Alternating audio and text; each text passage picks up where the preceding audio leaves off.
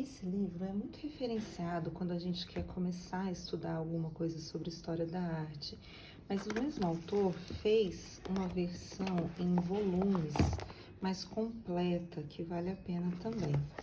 E nele tem esse trecho aqui de introdução, para a gente poder ler juntos. Na transição da Antiguidade Clássica para a Idade Média, uma grande crise, a ascensão do Islã, marca a separação entre as duas épocas. Nenhum acontecimento comparável separa a Idade Média do Renascimento. Os séculos XV e XVI foram testemunhas, sem dúvida, de alterações de longo alcance. A queda de Constantinopla, a conquista do sudoeste da Europa pelos turcos, a expansão marítima que levou à fundação de impérios ultramarinos na América, na África e na Ásia, a rivalidade daí derivada entre a Espanha e a Inglaterra, primeiras potências coloniais, a profunda crise espiritual da Reforma e da Contra-Reforma. Mas de nenhum desses acontecimentos, por vastos que fossem os seus efeitos, se pode dizer que fosse a origem de uma nova era. Na época em que aconteceram, já o Renascimento ia adiantado. Não admira que as suas causas, extensão e papel significativo tenham alimentado muitas discussões de historiadores e que as opiniões variem, como as dos velhos cegos do provérbio ao tentarem descrever um elefante. Mas, mesmo se não levarmos em conta a minoria dos estudiosos que negam categoricamente a própria existência do animal, ficamos ainda com uma diversidade extraordinária de pontos de vista sobre o Renascimento. Cada ramo da investigação histórica tendeu a desenvolver a sua própria imagem do período, imagens que se justapõem, mas não coincidem, de modo que o nosso conceito pode variar conforme o aspecto que consideremos: belas artes, músicas, literatura, filosofia, política, economia ou ciência. Talvez o único ponto essencial em que a maioria dos especialistas está de acordo seja de que o Renascimento começou quando os homens perceberam que já não viviam na Idade Média. Essa afirmação não é tão elementar como parece.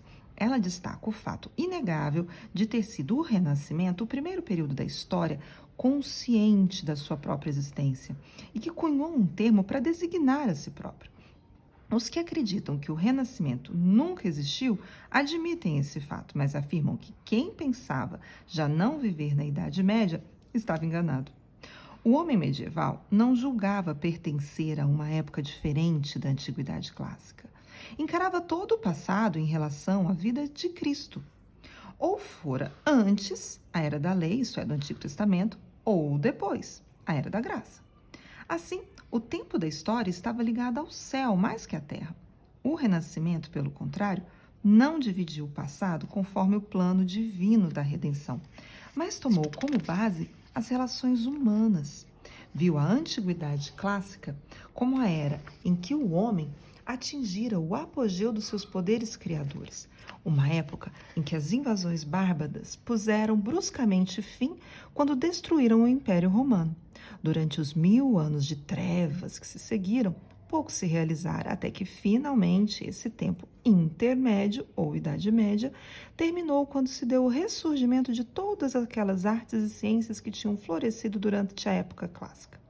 O presente, a nova idade, definia-se afinal por uma espécie de retorno, um renascimento, rinascita em italiano, do latim rinasce, renascer, renaissance em francês, e por adoção em inglês, Petrarca. A origem dessa visão revolucionária da história pode encontrar-se por volta de 1330, nos escritos do poeta italiano Petrarca, o primeiro dos grandes homens que deram início ao Renascimento. Contudo, a nova era parecia-lhe sobretudo como uma ressurreição dos clássicos, isso é, limitada à restauração do latim e do grego na sua pureza original e ao retorno aos textos dos autores antigos. Durante os 2 séculos seguintes, este conceito de revivência da antiguidade cresceu a ponto de abarcar quase todas as esferas da atividade cultural, incluindo as artes plásticas. Estas últimas, com efeito, viriam a desempenhar um papel preponderante na evolução do Renascimento, por razões que serão desenvolvidas adiante.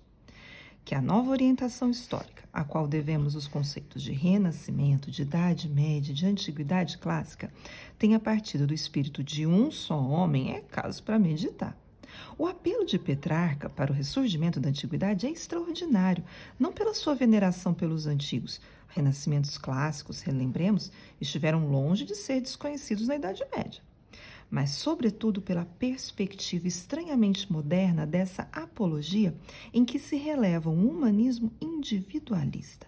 A consciência e a afirmação do próprio eu leva-o a proclamar contra toda a autoridade estabelecida a sua convicção de que a idade da fé era de fato um período de trevas, ao passo que os ignorantes pagãos da antiguidade representavam, na verdade, a mais esclarecida idade da história. Tal intenção de questionar as práticas e crenças tradicionais iria tornar-se profundamente característica de todo o Renascimento. O humanismo para Petrarca significava a crença na importância das humanidades ou letras humanas, por oposição às letras divinas ou estudos das Sagradas Escrituras. Quer dizer, o estudo das literaturas, da história e da filosofia pelos seus próprios fins, numa perspectiva mais secular que religiosa. Também nesse ponto, ele definiu um modelo importantíssimo, porque a nova espécie de eruditos humanistas exerceu papel decisivo na orientação intelectual do Renascimento. O humanismo e a antiguidade. Não devemos, porém, afirmar que Petrarca e os seus sucessores quiseram ressuscitar integralmente a antiguidade clássica. Interpondo o conceito de 1000 anos de trevas, entre eles e os antigos, reconheciam, ao invés dos classicistas medievais, que o mundo greco-romano já estava irremediavelmente morto. As suas glórias só podiam ser revividas pelo espírito, pela contemplação nostálgica e admirativa, pelo redescobrimento da plena grandeza das realizações da antiguidade na arte e no pensamento, num esforço de competição ideal. O objetivo do Renascimento não foi o de copiar as obras da antiguidade, mas o de igualá-la e, se fosse possível, o de superá-la. Na prática, isso significava que a autoridade concedida aos modelos dos antigos estava longe de ser ilimitada. Os escritores procuravam exprimir-se com precisão e eloquência ciceronianas, mas não apenas em latim. Os arquitetos não passaram a reproduzir os templos pagãos, mas as suas igrejas eram traçadas à l'antica, à maneira dos antigos, usando um repertório arquitetural baseado no estudo das construções clássicas. Os médicos renascentistas admiravam os manuais anatômicos dos antigos, considerando-os muito mais certos que os da Idade Média. Mas descobriram também falha nesses consagrados textos clássicos ao aferi-los pela sua experiência direta na mesa de dissecação, aprendendo a confiar na evidência proporcionada por seus próprios olhos. E os humanistas, por grande que fosse o seu entusiasmo pela filosofia greco-romana, não se tornaram pagãos.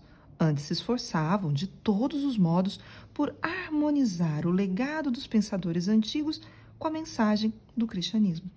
Os homens do Renascimento encontraram-se na situação do lendário aprendiz de feiticeiro que, ao querer rivalizar nas artes mágicas com seu mestre, desencadeou forças muito maiores do que esperava e que não pôde dominar. Mas no caso deles, os mestres tinham morrido há muito e não voltariam. Os aprendizes tiveram que medir-se com esses poderes desconhecidos o melhor que puderam até se tornassem mestres por direito próprio. Esse processo de crescimento forçado esteve repleto de crises e tensões. O Renascimento deve ter sido uma época inquietadora e não menos excitante. Sem dúvida, essas mesmas tensões, ou que, como tal, aparecem retrospectivamente, fizeram surgir uma efusão de energia criadora, tal como o mundo nunca conhecera antes. É um paradoxo fundamental que o anseio de regressar aos clássicos, baseado numa rejeição da Idade Média, em vez de trazer à nova era uma antiguidade renascida, atribuísse tanto para a formação do homem moderno.